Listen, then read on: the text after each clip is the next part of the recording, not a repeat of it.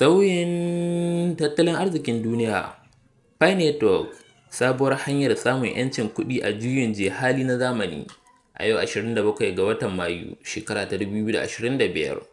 A tarihi, kowane juyin hali yana kawo sabbin hanyoyin rayuwa da samun kuɗin shiga, daga juyin halin masana'antu a ƙarni na 18 zuwa juyin halin intanet a ƙarni na 20.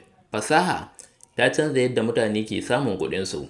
A yau, juyin halin blockchain da cryptocurrency ya sake tsara makomar tattalin arzikin duniya, kuma Pi Network na gaba-gaba a wannan sauyi.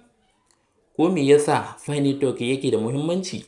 Pi Network na daga cikin manyan abubuwan da ke wakiltar juyin halin kuɗi na zamani.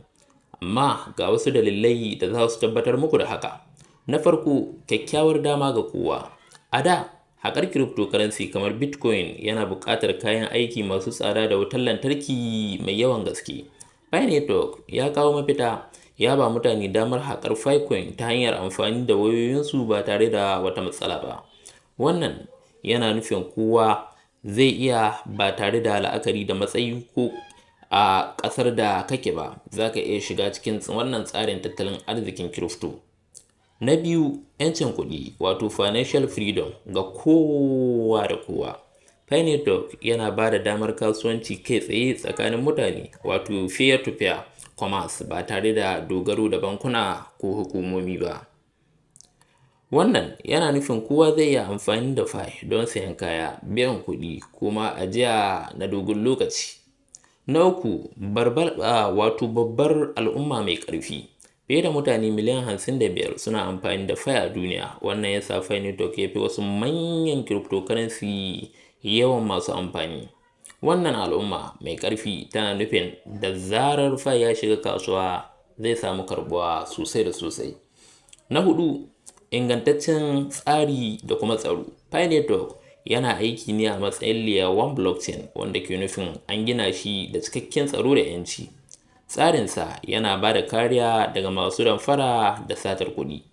Pi Network da juyin halin tattalin arziki.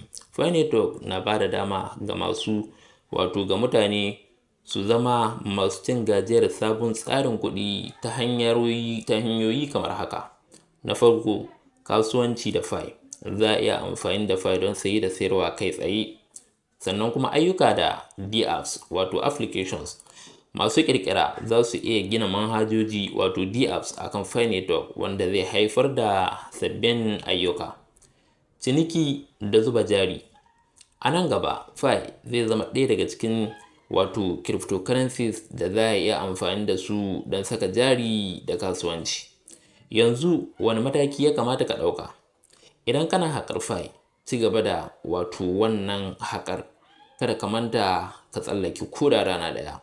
Idan baka da Pi, za ka iya sauke manhajar Pi Network ka fara haƙuwa kyauta. Idan ka daina haƙuwa, ka dawo da passphrase ɗinka ko kuma password domin ci gaba da haƙar Pi. Daga ƙarshe, Pi Network babbar dama ce ta samun 'yancin kuɗi a wannan juyin hali da kuma samun financial freedom. Duk wanda ya fahimci wannan sauyi yanzu, zai zama cikin waɗanda za su amfana da wannan sabon tsarin kuɗi na duniya. Kada ka bari wannan damar ta wuce ka.